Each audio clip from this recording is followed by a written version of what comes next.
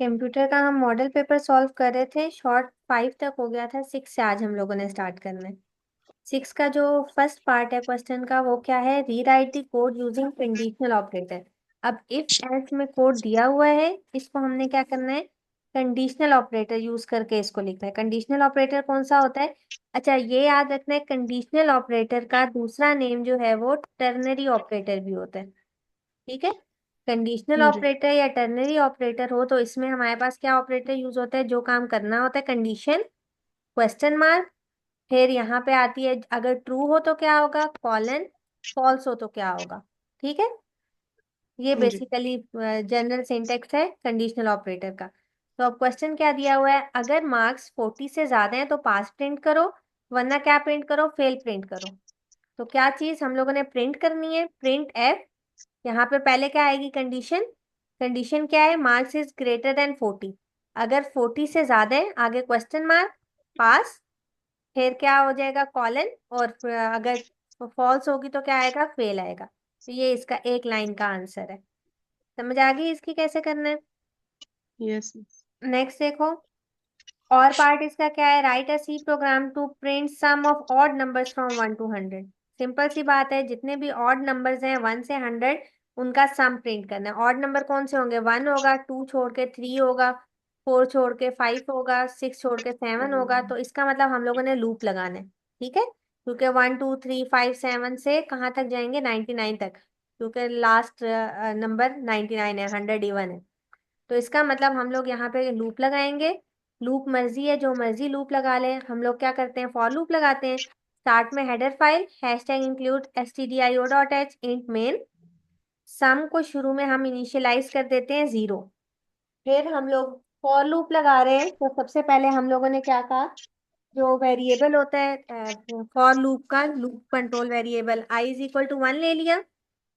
Condition क्या लगाई, I is less than equal to 100। और हर बार क्या हो रहा है, 2 प्लस हो रहा है ना, 1 प्लस 2 3, 3 प्लस 2 5, 5 प्लस 2 7।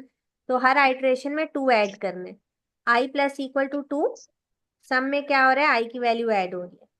लूप खत्म हो गया, लूप से निकल के क्या चीज प्रिंट करा दी, sum of odd number from 1 to 100 is percentage D.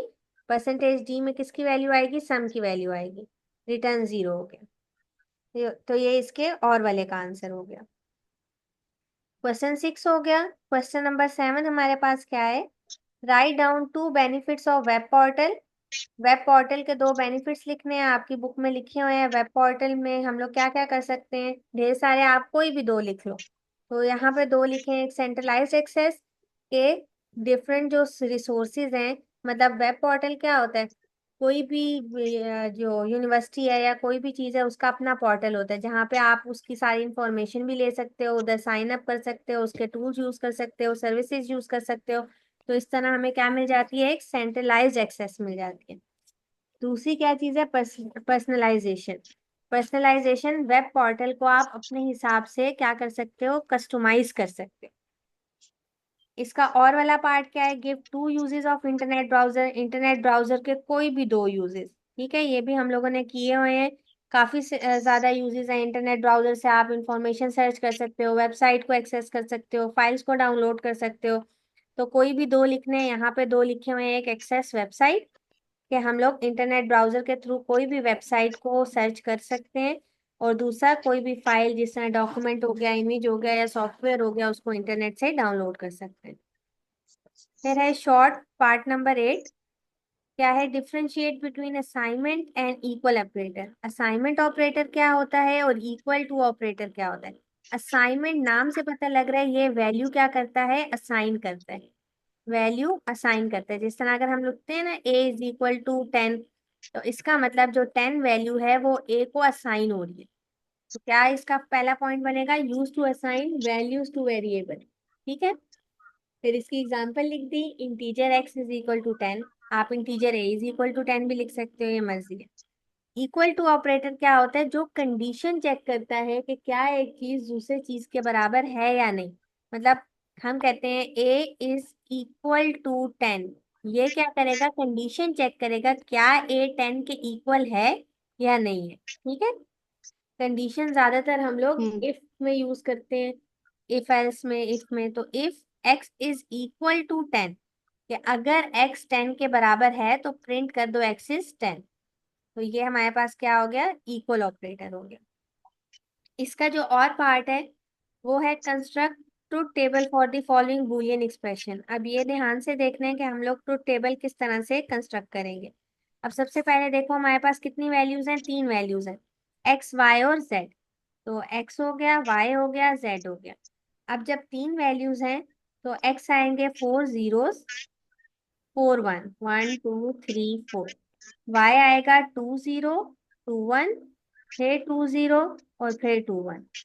और जेड आएगा 1 0 1 0 1 0 1 0 1। ठीक है, 0 1 0 1 0 1 0 1 ये आ गया। अब हम लोगों ने क्या करना है, अब हम लोग एक्स वाई और जेड निकाल लेते हैं। X Y Z, X Y Z क्या होगा, इन तीनों का प्रोडक्ट। एंड में कोई एक भी जीरो हो तो सारा जीरो हो जाता है। तो ये भी जीरो, इसमें ये जीरो है, इसमें ये जीरो है, जीरो, ये जीरो है, जीरो, ये जीरो है, जीरो। नेक्स्ट में ये जीरो है, जीरो, ये जीरो है, जीरो, ये जीरो है, जीरो, और तीनों लास्ट में 1 है तो ये 1 आ गया। ठीक है, फिर हम लोगों ने क्या करना है, एक्स वाई जेड का बार, बार का मतलब है नॉट गेट अप्लाई करना है, ऑपोजिट करना है। तो 0 1 हो गया, 0 1 हो गया, 1 1 1 1 1 0। ठीक है, ये हमारे पास पहले ये आ गया। फिर हमने क्या निकालना है, एक्स बार वाई जेड। अब एक्स का बार अलग से निकालना है, एक्स बार का मतलब है एक्स को इन्वर्ट करना है।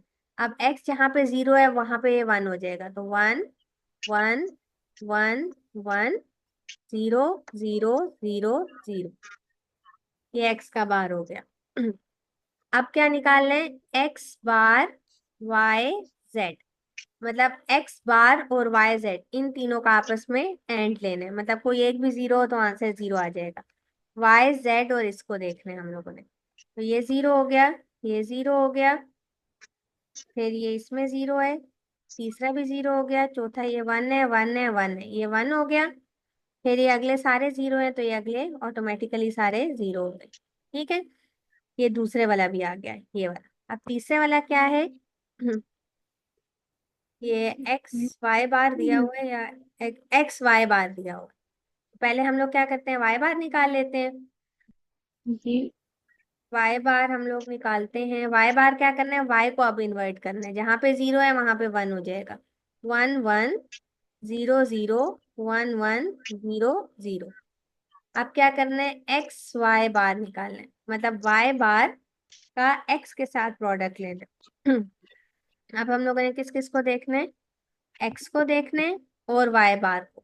कोई एक भी 0 होगा तो आंसर 0 हो जाएंगे। ये पहले 4 के 4 0 है, तो 1 2 3 4 ये 0 हो गया। फिर ये 1 है और ये वाई बार 1 है तो ये 1 हो गया। ये 1 है, ये भी 1 है, ये भी 1 हो गया। फिर आगे ये दोनों 0 है। ठीक है, अब ये तीसरा भी निकल आया। अब इन तीनों के बीच में क्या है, प्लस है, प्लस का मतलब होता है और, प्लस का मतलब और है। अब हम क्या करेंगे, इन तीनों के बीच में और लेंगे।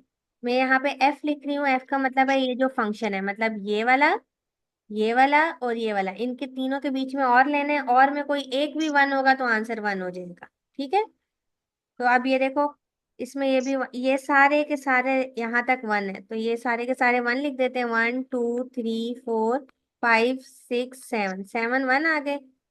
ये वाला भी 0 है, ये वाला भी 0 है, ये वाला भी 0 है, तो ये 0 आ गया। तो हमारे पास फाइनल आंसर आया ट्रुथ टेबल का, वो ये आ गया।